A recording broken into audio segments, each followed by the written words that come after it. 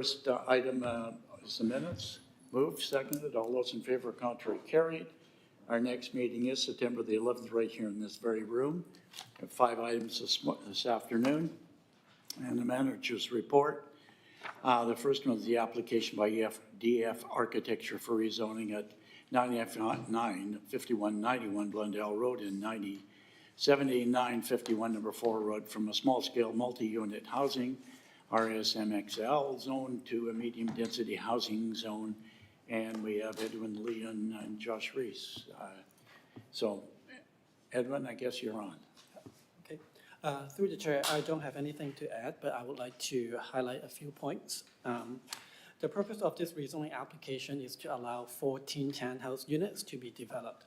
The proposal is consistent with the land use destination under the McLean South Area Plan of the CCAP. The area plan provides allowance for additional density in order to achieve community amenities and affordable housing.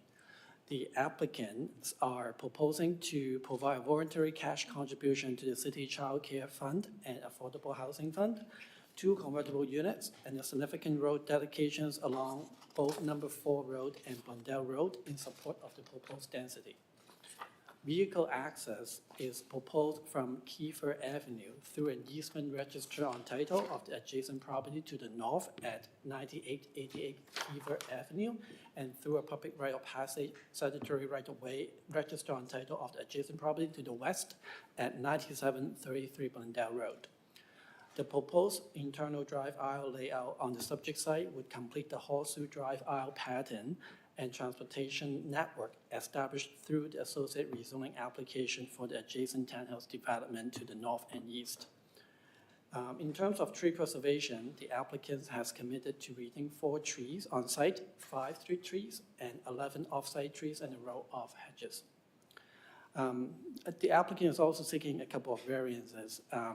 Road setback variance to both fronting street are proposed to accommodate the horseshoe driveway pattern mentioned previously and to provide a larger buffer along the west property line to accommodate tree retentions. Staff support the request variant recognizing the required road dedication on both Number 4 Road and Blundell Road.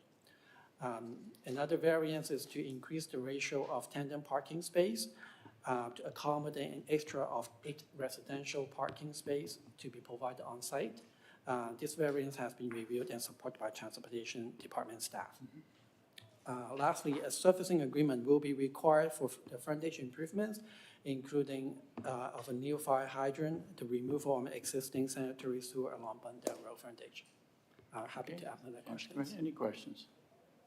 All right, seeing none, a motion? Moved, seconded. All those in favor? Contrary, carried. Thank you very much, both of you. All right, the next item is an application by Wayne Fauché for rezoning at 9511 Granville Avenue from small-scale multi-unit housing zone, the RSMXL, and to the townhouse at T105 North McLennan Center zone and the school institutional use zone. And we got Tulu and Josh on this one. Tulu, I gather you're doing the talking. Thank you very much. Thank you. Thank you, Mr. Chair.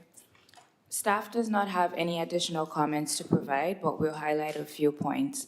This application is to facilitate the development of 12 townhouse units at 9511 Granville Avenue. To facilitate the applicant's proposal to voluntarily transfer the northern portion of the site to the Henry Anderson Elementary School located to the north of the site, a minor housekeeping OCP amendment is proposed to designate that area of the site for school use. Access to the subject site from Granville Avenue is proposed through an easement located over a portion of the neighboring townhouse development at 9533 Granville Avenue, which is to the east of the subject site. 4 on-site trees are proposed to be retained. The applicant has also proposed to provide 2 convertible units and 1 secondary suite as part of the development.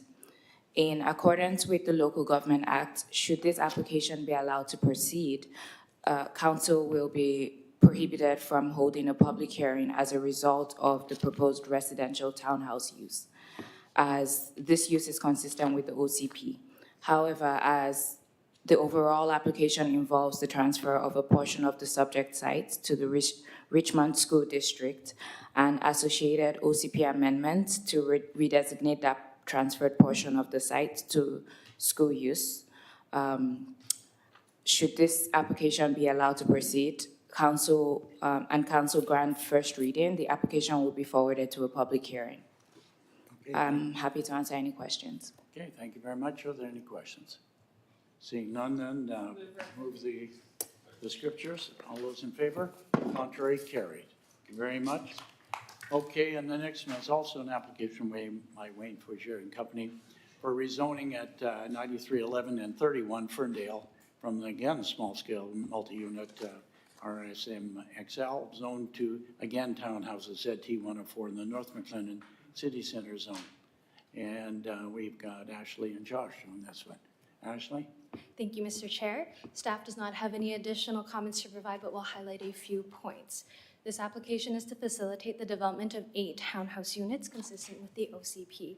Vehicle access to Ferndale Road is provided through an easement over a portion of the neighboring development at 9333 Ferndale Road. 2 on-site trees are proposed for removal, 1 on-site tree will be retained, and 8 new trees are proposed to be planted on the property. Significant effort was made with the applicant to adjust the building's form and setback to accommodate the tree retention. Consistent with the city's affordable housing strategy, the applicant will provide a cash in lieu contribution to both the city's market rental and affordable housing reserve funds. In addition, the applicant has proposed to provide 1 convertible unit. Refinement of the project design, including landscaping, will be further reviewed at the development permit stage. Additionally, a servicing agreement is required for the design and construction of site servicing works and frontage improvements. I'd be happy to answer any questions. Okay, again, are there any questions on the 12 townhouse? Seeing none, the recommendation for second, third reading moved, seconded. All those in favor? Contrary, carried. Thank you very much. Thank you both. All right, our 4th item this afternoon is the official committee plan target update, phase 1 for public engagement. We've got John Hopkins. Oh, we got 2, okay, all right. Good, Rob. Okay, whoever take the floor. Nothing further to add to the report, but I'll ask Mr. Nelson to just provide a couple highlights. Okay, Great. Good afternoon, Council. We have no additional information to provide. However, we'll just highlight a few items that are in the report. So in 2022, Council endorsed a scope and process review and update for several sections of the city's official community plan, the OCP. This targeted OCP update is focusing on refining and enhancing the policy framework from a land use perspective for housing affordability, community equity, environmental protection, climate mitigation, and adaptation. Since the beginning of the review, a considerable amount of effort has been spent and progress made on the land use planning theme of affordable housing. As well, some environmental mapping has also advanced. However, introduction of the provincial housing bills in 2023 significantly interrupted staff's efforts to advance the OCP review in order to meet the necessary bylaw amendments in response to said housing bills prior to the June 30th, 2024 deadline as mandated.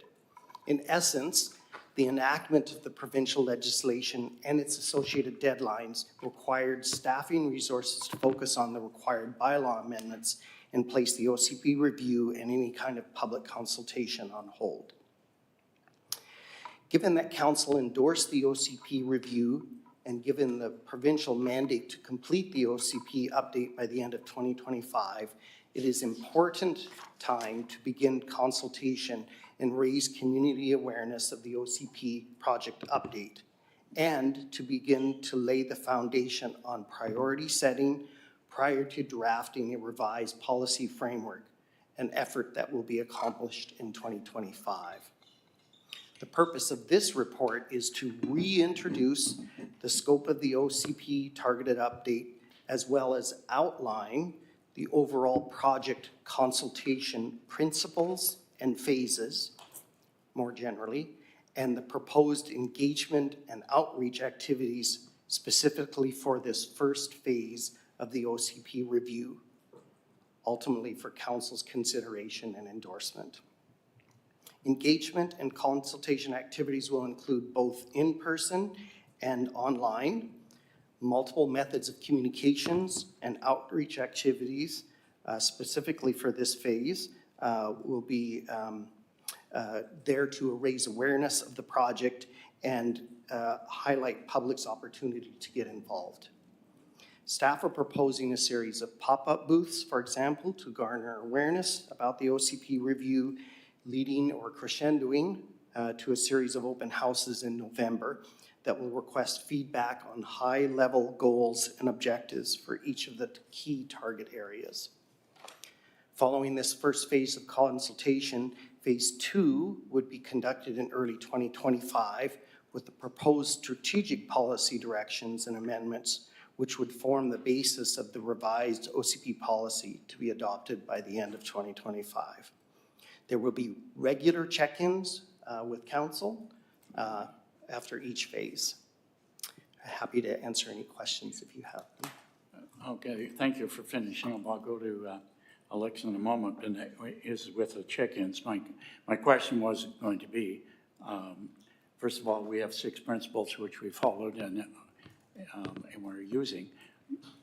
Have we evaluated, and should any of them be changed or added? And the other question was, at what stage should we have maybe a staff workshop with council to keep us up to date? And you're saying you're going to check in after each phase, but more importantly, from my perspective, would be to be looking at every segment in every quarter section of Richmond, literally quarter section by quarter section. We did this a number of years ago, back in '99, and that's how we did it. And we said, this section here, we would never put apartments here, it will be single family. This section here, we could do, et cetera. So anyhow, I think you partially answered that, but my more concern is about updating council in terms of the staff workshop. Is that something Yeah, to down the the chair. road? Yeah, to the chair. We'll be regularly checking in with council. Definitely, this part here is just to update council on the early engagement that we intend to do. What we will do is after this engagement is bring the results back to council, and then we can start discussing sort of policy frameworks that would be worked on for the second phase, which we brought to council in early 2025. And the reason I asked that, for example, we've never really wanted to take on NAV Canada and the airport, but somewhere down the road, somebody is going to do that and to say, hey, we have to do such and such and such, given what's changing there for the better. Mm-hmm. You know, airplanes don't take that low fly out to get up to Hope now. They go up like this. Okay, well, maybe we can go a story or two higher, you know, under the flight path as opposed to, you know, saying, well, it's only 3 stories. That's it very much. Anyhow, I'm sure there'll be further discussion, and anyhow, good report. I'll be supporting it 100% on that. Okay, Alexa, I see you're on. Oh, there we go. Thank you. There we go. Thanks for this report. It sounds like there's some interesting ways in getting people engaged. For example, the Get Snapping. So take part in photo sharing. What is it that we like about Richmond? How do we maybe dig a little bit deeper? So what is it you like? So like, would they want to replicate that in their neighborhood? Or is there pictures from their travels of like things that they've seen that they would like to share? Like, do we want to think a little bit more, what are the possibilities of what we could be incorporating into building? You know, do people want things like 15-minute cities? Do we want to relax parking requirements? Do we want more lay-bys because everything's getting delivered? You know, like, are we getting bigger picture, like how do we want to live, and smaller picture, what are the nuts and bolts of getting there, if you will? If we're asking people, you know, we're trying to get people engaged, but sometimes it's a little too pie in the sky when we talk about sort of a general policy. Yeah. And sorry, I'll let you answer. I have a couple more questions as well. Okay, great. Through the chair. So with each submission, each of the photographers or drawers, or however they want to represent that, will be seeking a rationale beyond just what is your favorite, like why is it, what about it is it that draws you and highlights in your mind that what is significant to you related to this. So to me, that question, I think, kind of leans into a bit what you were saying. We want a bit more than just the initial statement of, this is my favorite place. But why is that? What about it? And I think through that, we can get a bit more significant understanding of the importance of place, but of the importance of that particular place and what that could speak to us as policy analysts. What can we take from that may see relevance elsewhere beyond just simply that area? Okay.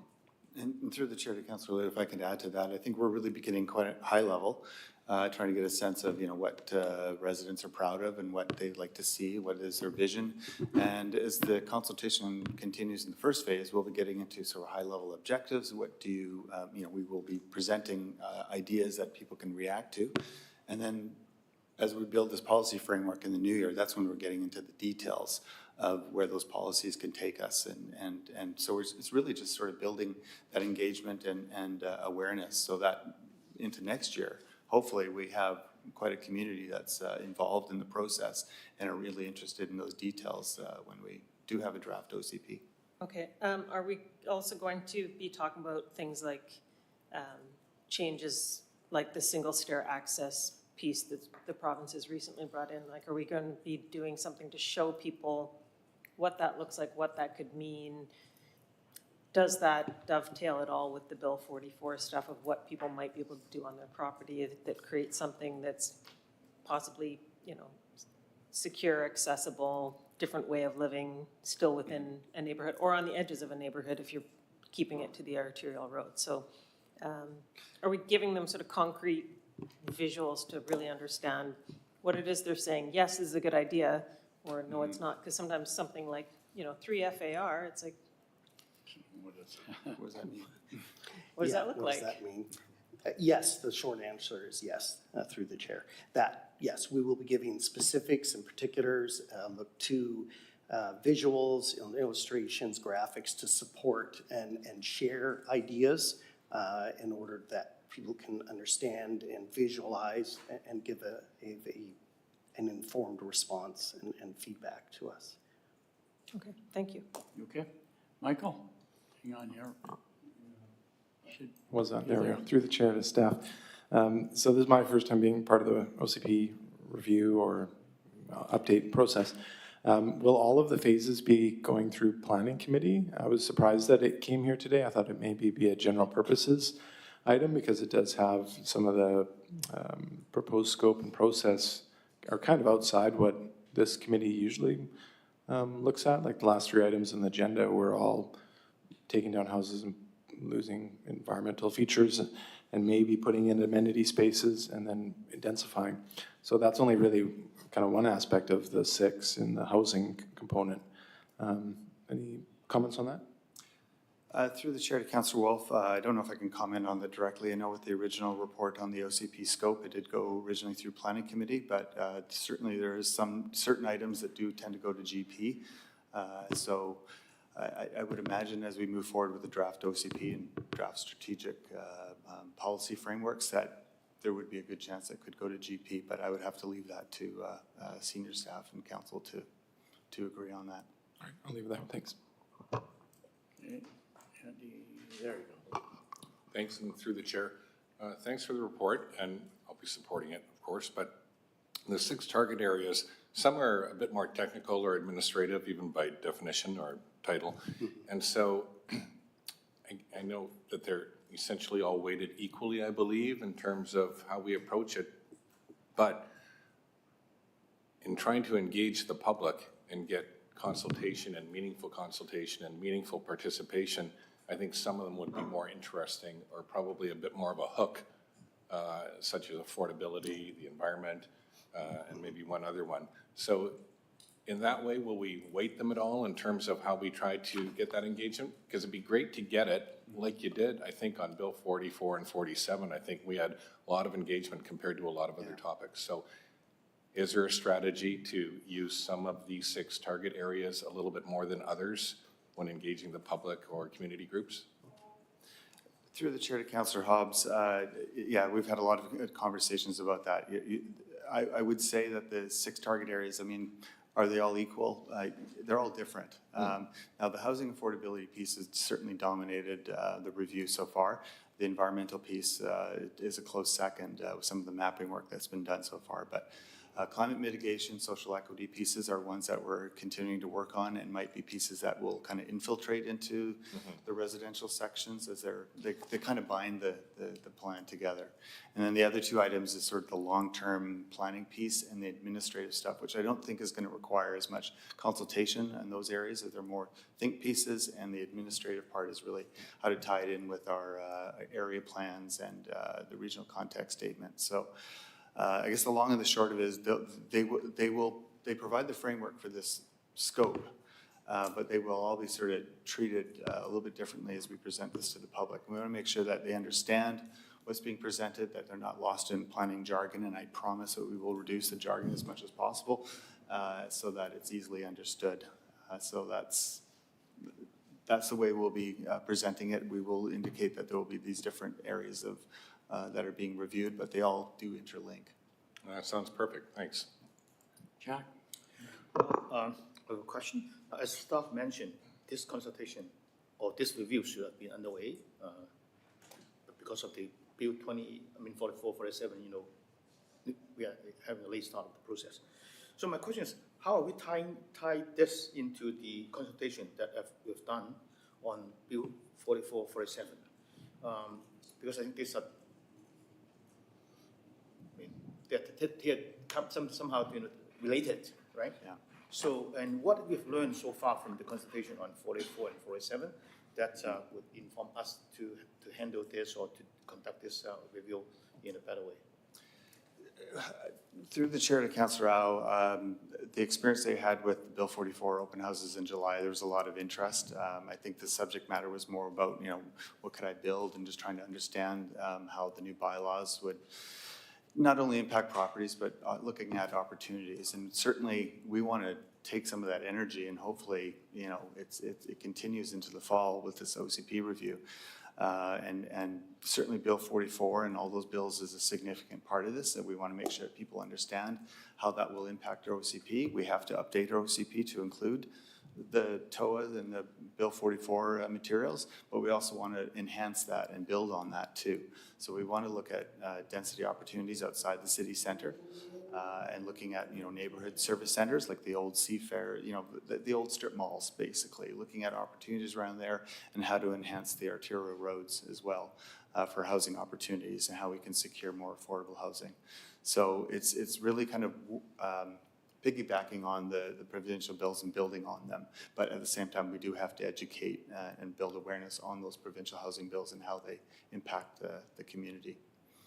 Yeah, I think people have to be aware that because Bill 44, 47 probably, they may not be able to get what they want, right? If there's no such restrictions. Mm-hmm. So I think people have to be aware of that and be realistic, in terms of what they want.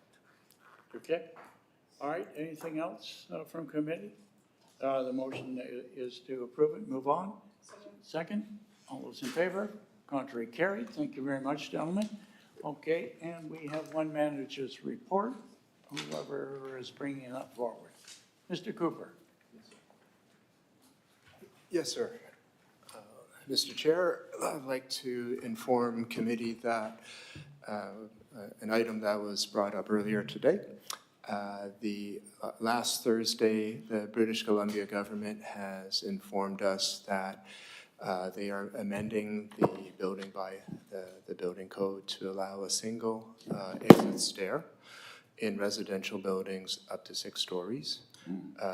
There will be strict restrictions on the size of the floor plates because of required travel distances, maximum travel distances to the one exit stair, and a maximum travel distance from the door of each unit to the exit stair. So this is something that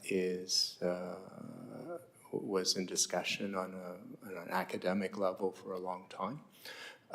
It was announced last week without consultation with us.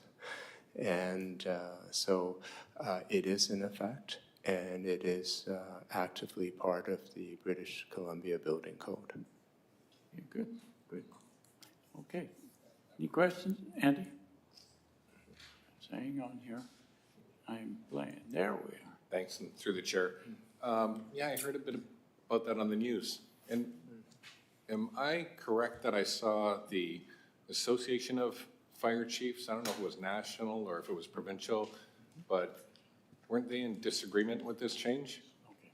Through Mr. Chair to Councillor Hobbs, yes, the Lower Mainland Regional Association of Fire Chiefs are in direct opposition to this change.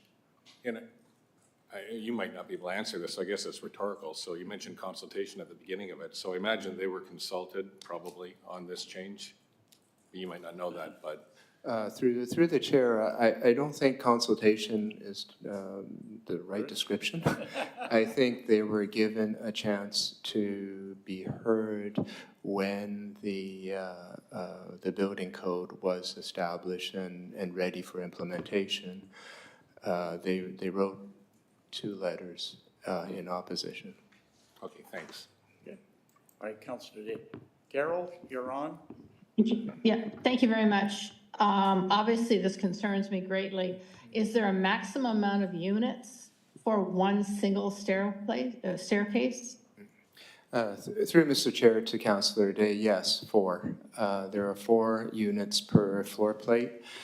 Within that floor plate, there's a maximum occupant load of 24 persons. So that probably equates to 4 3-bedroom places, units with 6 persons each. Yeah. Wow, okay, that's really concerning. Is there going to be any provisions for exterior fire, or, fire escapes? Like you see in New York City, how people have, metal outside staircases that they can exit in the event of a fire. Is there any provisions for that?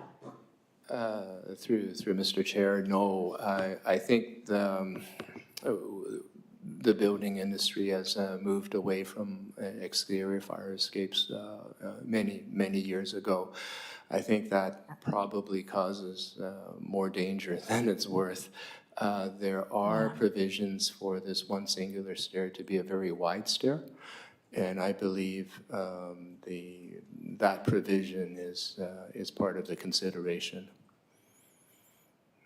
Okay. I think I'd like to move a motion that we write a letter in opposition to the ministry. I think this is going in the wrong direction. Safety should always be priority 1. I guess when you're finished, before we do that, I have a question. Have they run this by first responders in terms of access to buildings and stuff? I mean, it's great to say one year, et cetera, but we see pictures primarily in Vancouver where there's issues and et cetera, but we have them too. And I agree with Carol on it. The safety feature of any building, whether it be one level or not, has this been run by appropriate people who hopefully never have to go into that building, but should they do, and to take people out, I've had questions about people asking our fire rescue to go into apartments, for example, for a fire inspection when they got people in walkers and wheelchairs, et cetera, and if something happens, how the hell do they get out? And they're on the 3rd floor, and the elevator's not working, and there's, the stairwell is way down around the corner where the flames are. Anyhow, it's a question we should ask. Mr. Chair, I do not believe input was solicited from the fire chiefs or who represents the first responders. I do not believe that. I know that the city of Richmond was not consulted, and from my knowledge, neither were any of the other authorities having jurisdiction. I guess the question I would have, if you did have single, is what are the specifications? And did they take that into consideration? I'm not putting you on the spot. No, Would you given what Councillor Day is leading to, which I would support if we wrote a letter, what are our options and should we? Well, Mr. Chair, well, they own the building code, sir. They do whatever they wish. The option is to appeal. They do have, I'm not sure how successful it would be, but there is an Office of Appeal, and but basically you're asking the authors of the code to say that, no, I'm sorry, I'm wrong. So. All right, Carol, there's further discussion before you make a motion. Any other questions? No. Okay, I'll go back to you. Alexa? Thank you, through the chair. Thank you for this, and I've been following it quite closely for quite a number of years. And I know in Europe, it's quite common, and they go quite a few more stories, as in Japan, a number of other places, right? Through the chair to Councillor Liu, the European example is different in that their ways of firefighting are different from ours. One of the ways that we would have to do is I won't put words in Chief Wishlove's mouth, but what I do know from discussions with him is that the way they do fire protection and firefighting in Europe in response are very different to the ways that we do firefighting. You mentioned the European example, and something that haunts me is the image of the Grenfell fire, which is single access. So, yes, it is true that you are allowed tall buildings with a single stair exit in Europe. That is very true. But it's also true that these new provisions are modeled quite closely to what is allowed in Seattle, and Seattle caps their buildings at 6 stories. Okay, but these are capped at 6? As well, here. Okay. Correct. And then, in a lot of cases in Richmond, you're not dealing with such a small floor plate, so you'd be dealing with a bigger building anyway, so you wouldn't necessarily use that format of building. So Correct. the application of this actual style of housing is not going to suddenly proliferate everywhere, but it still does give some different options. And so, like, it's not a huge building that it works for. Like you said, it's a maximum 4 units per floor, right? So it's different. Sure. Through Mr. Chair to Councillor Liu, that is correct. Just because of the dimensions, maximum travel dimensions to that one singular exit, it really is suggesting a squarish type of building. And the size of the floor plates are limited by that travel distance and the number of units, which would be 4. Okay, but what it does do is it allows most of the units to be able to have more than one plane of access for ventilation. So you get a quarter unit, there's more through ventilation for the places, and sometimes even through the whole place, like front to back, right? Versus the way we sort of build our dorm-style buildings with 2 stairs and the exits. But on a plate that big, you still wouldn't necessarily do a whole bunch of little single-stair access buildings.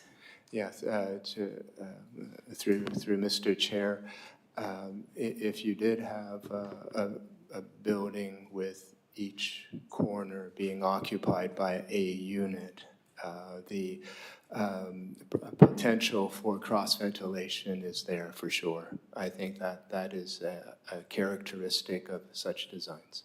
Okay, so it does add some sort of better for the environment of the people living within it. It gives different options for people to be able to live anyway. And I know we have also heard from our first responders that they preferred a bridge to a tunnel too, so and the province didn't listen to that either, so here we are. Thank you. Okay. Carol, I'm back to you. Hello? Yep, sorry, can you hear me? Yes, we Can you hear me okay? Yes, we Yeah, can. sorry about that. Honestly, the city knows best what's best for Richmond. And to have a sweeping regulation on us, it just isn't going to work. And in my mind, safety is number one. And if there are cases where the city thinks that a single staircase can work, I'm all for it, but it shouldn't be rammed down our throat. So I'd like to make a motion that we write a letter to appeal this change in the building code. Going to be left to the city to make the judgment accordingly? I believe so. I mean, our planners and engineers in the city are experts, and they know a lot more about what we need here in Richmond than some sweeping regulation from the province. But I'm open to amendments if other council members from Planning Committee would like to recommend additional notations. Okay. All right. That motion's on the floor. I'll second to put it on the floor, and I'm going to go to Alexa. Oh, I'm sorry. There we go. Thanks. Question to staff. Just because the province has made this a possible building type doesn't mean we necessarily approve it when because someone's still coming in for a rezoning typically to get it. Is that not correct? Through Mr. Chair to Councillor Liu, this is strictly a building permit issue. It's a building issue that's, if somebody builds builds a single stair, it will comply with the building code. Do we have, sorry, Wayne, are you on now? Yes, thank you, Mr. Chair. To Councillor Liu's point, with respect to a residential building with a single access, it will require a development permit. Through the rezoning and development permit process, we would be able to look at life, health, and safety. Having said that, as Mr. Cooper has alluded to, the city cannot add additional requirements beyond the building code. So this is a permitted form of construction now in the BC Building Code. We will continue to work with our fire department as we do on all rezoning applications to address life, health, and safety concerns. But in terms of the form of development, it is a sanctioned form of development in the building code. So we're hamstrung again. I would not. We have to listen to them. We have no choice. Again, taken away from it. In terms of the building design, yes, this is a permitted code. There will still be form and character review and design review. But the applicability in Richmond will still be fairly limited based on the size of property that you would put such a thing on, given the FAR that would be required to have a 4-unit per floor thing, right? Like, through the chair to Councillor Liu, yes, this is a new form of high or mid-rise construction. It will not allow or be applicable to the type of apartment buildings you typically see, which are double-loaded corridors with exits on either side. These are really intended to be small lot redevelopment opportunities. yes, with a higher density than a typical single family would ever allow you to have. So like I say, the applicability of it is pretty limited. Through the chair, I would say at this point, it's unknown how much take-up there may be for this form of construction. Okay. Excuse me. Sorry. Carol, what is your exact motion? Because I think we should be sending something and not just accepting every time Victoria turns around. We get hamstrung, we've lost amenities, we've lost the ability to do this, we've lost the ability to that. And if we just totally accept it, I think we at least need to put our point, if we feel that way, our point of view on the floor. I don't think enough cities throughout the province are doing that. So, anyhow. Yeah, I mean, What is the exact wording? the emotion is, well, I'm wondering if we shouldn't have a conversation with our fire chief and find out exactly what we should be, maybe, and we're not experts, but they are. And I know if I'm living on the 6th floor of a corner apartment and that staircase is blocked because of a fire, how the heck do I get down to ground level? I don't know. I can't imagine any way that you could, I mean, unless you've got a very long ladder. May I suggest that we potentially refer this to our fire department and get a little more information? Because I'm worried if we get the motion wrong, it may not go anywhere. Whereas if it's backed up, information from people with the credentials, it may have more punch. Okay. Andy, I'm going to go around the table. There's more discussion. Go ahead, you're on. Thanks, and through the chair.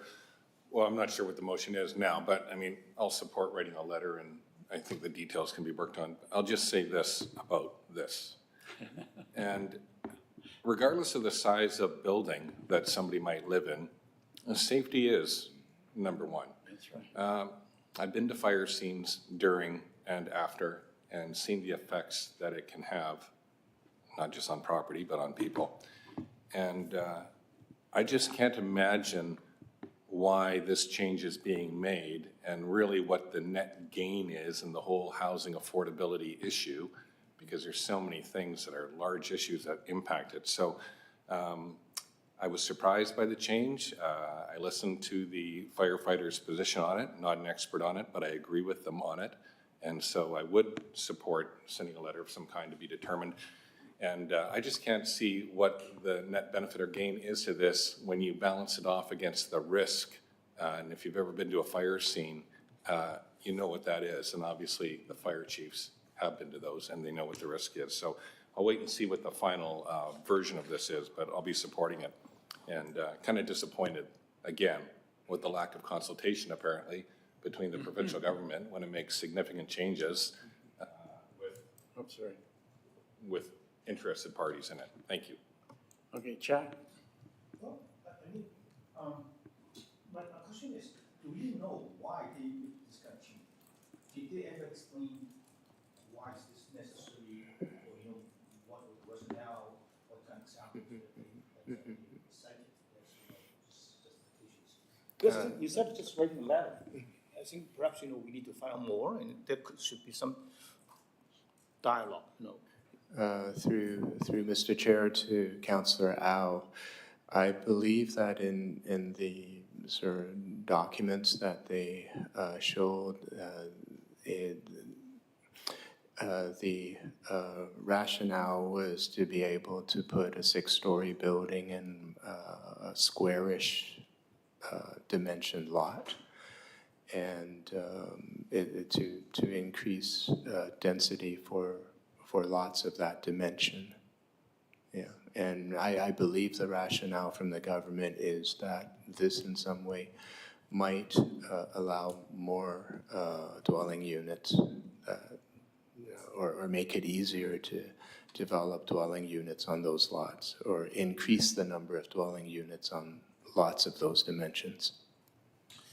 But it's hard for me to imagine that if the ministry knows about the risk or the danger that this would expose people to, I don't think they would pass this kind of changes, right? I mean, they won't be intentionally putting people at risk. So there must be something, some information, some data or whatever they can use to justify that kind of changes. And, they might also have made the risk assessment. I think this, for whatever reason that they gave, I think this won't just happen like this. I mean, there must be internal process, I suppose. So, I mean, what I'm trying to say is that, can we find out more, or can we, through this ministry or through our fire department, that we can somehow have a better picture of, what has happened before we say, write a letter of what? My comment to you is, I'd like to know the rationale behind Bill 44, 5, 6, and 7 too.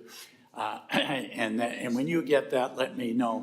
Mr. Craig, can you give us some direction here? I think there's concern by the committee about safety. There's something that's been thrust on us, and I think we should write our views to it, and we should also get clarification from our own people, even if we're the only ones sending a note. So Thank you, Mr. Chair. I was going to suggest that based on the discussion, it does sound like there's a desire to receive some more information about this Yep. building code change.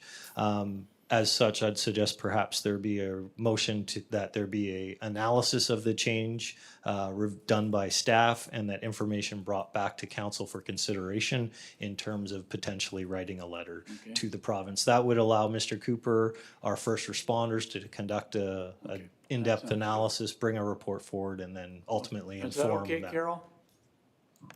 Is that Yeah, okay, I Carol? 100% support that. Okay. Thank you very much, So Mr. that Craig. would be the motion, refer it to staff to come up with a full analysis of same with full consultation with the appropriate authorities. Okay, second, any further discussion? All those in favor? Contrary, or thank you very much. Spent more on this one than the rest of it, it's great. Is there anything else from staff? Anyhow, good job then, thanks very much. Move adjournment, we are adjourned. Carol, we're adjourned. Okay. Done. Good. We're going to get